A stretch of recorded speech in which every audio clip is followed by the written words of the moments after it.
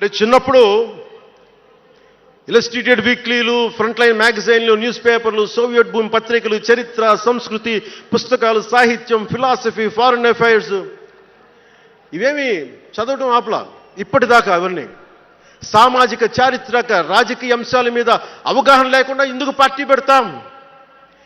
దేశ విభజన, కలోనియల్ చరిత్ర, తిరుగుబాట్లు, చిట్టాగాంగ్, విప్లవ వీరులు, తాకట్టులో భారతదేశం, యాడమ్ స్మిత్లు, మాల్థూసియన్ థీరీలు చదవకుండా, అర్థం చేసుకోకుండా పార్టీ పెట్టేస్తామా? అంటే ఇవన్నీ ఇంత అవగాహన, ఇంత సామాజిక పరిజ్ఞానం సినిమాలు చేసుకునే వాడికి ఎలా ఉంటుంది అవగాహన అని? అదే కదా. అంటే దానికోసం ఎలా పుట్టాలండి? ప్రత్యేకంగా తెల్లగడ్డం వేసుకొని పుట్టాలా అండి? ఆకాశంలోకి చూస్తా తెల్లగడ్డం వేసుకొని సామాన్యుడికి అర్థం కాని లిటరీ టర్మ్స్ తోటి మాటల్ని మాట్లాడాలా? పోనీ పార్టీ పెట్టాలి అంటే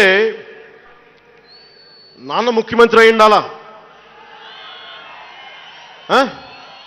మావయ్య కేంద్ర మంత్రి అయి ఉండాలా?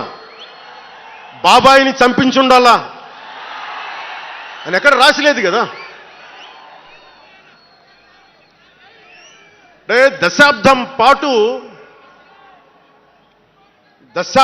పాటు ఒంటరిగా పార్టీని మొయ్యాలి అంటే ఎన్ని తిట్లు, ఎన్ని అవమానాలు భరించాలి, ఎంత నలిగుండాలి, ఎంత జ్వలించుకుపోవాలి, ఎన్ని పోగొట్టుకోవాలి. వ్యక్తిగత జీవితం నుంచి నా ఆరోగ్యం దాకా అన్నీ పోగొట్టుకుంటానే వచ్చాను. దానికి ఈ జయకేతనం నాకు ఆనందాన్ని ఇచ్చింది.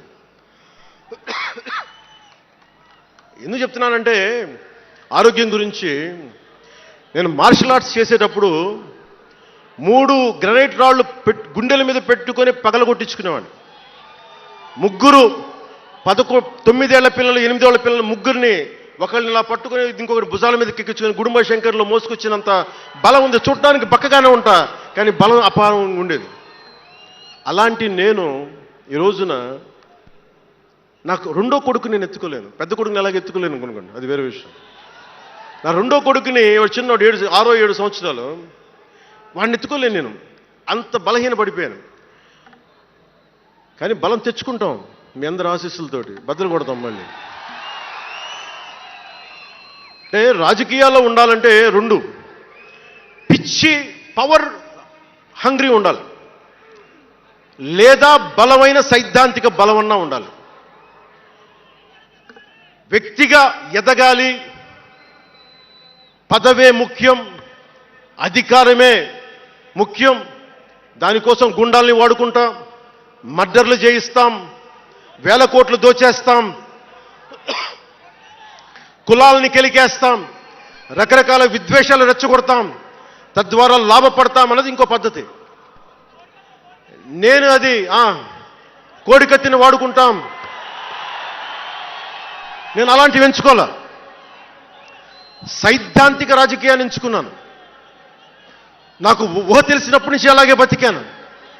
అందుకే నేను సమాజం, సమతుల్యత, భావితరాల భవిష్యత్తు, దేశం అంతరంగిక భద్రత, దేశ భద్రత, శత్రు దేశాల దాడులు ఆలోచించి దశాబ్దంన్నర నలిగి గుండె రగిలి అందరిలోనూ చైతన్యం రగిలించి ఈ రోజున జనసేన జయకేతనం ఎగరవేస్తున్నాం. ఇది జనసేన పద్ధతి. Registered party to recognised party. It took us a decade plus.